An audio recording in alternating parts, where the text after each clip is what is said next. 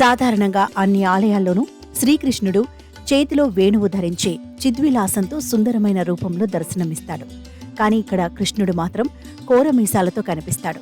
ఏ పురాణ ఇతిహాసాల్లోనూ లేని విధంగా సిద్దిపేట జిల్లా చెల్లాపూర్ గ్రామంలోని శ్రీకృష్ణుడు కోరమీసాలతో భక్తులను అనుగ్రహిస్తున్నాడు. ఈ కృష్ణయ్య మీసాల వెనుక పెద్ద స్టోరీనే ఉందంటున్నారు గ్రామస్తులు. చెల్లాపూర్ గ్రామం పూర్వం రాజుల పరిపాలనలో ఉండేది. అయితే అప్పట్లో రాజులు శిస్తులు కట్టాలంటూ అక్కడి ప్రజల్ని వేధిస్తుండటంతో వారంతా బతుకు జీవుడా అంటూ కాలం గడిపేవారు. దీంతో తమ గ్రామానికి మంచి జరగాలని భావించిన గ్రామస్తులు ఒక ఆలయాన్ని నిర్మించారు.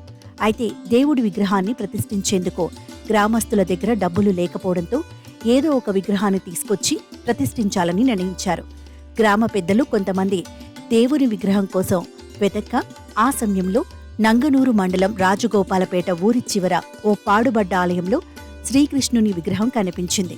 రాత్రిపూట ఆ విగ్రహాన్ని దొంగిలించి ఎడ్ల బండ్లపై తీసుకువచ్చి ఊరు పక్కనే ఉన్న చెరువులో దాచి ఉంచారు. దీంతో అప్పట్నుంచి ఆ చెరువు పేరు కృష్ణమ్మ చెరువు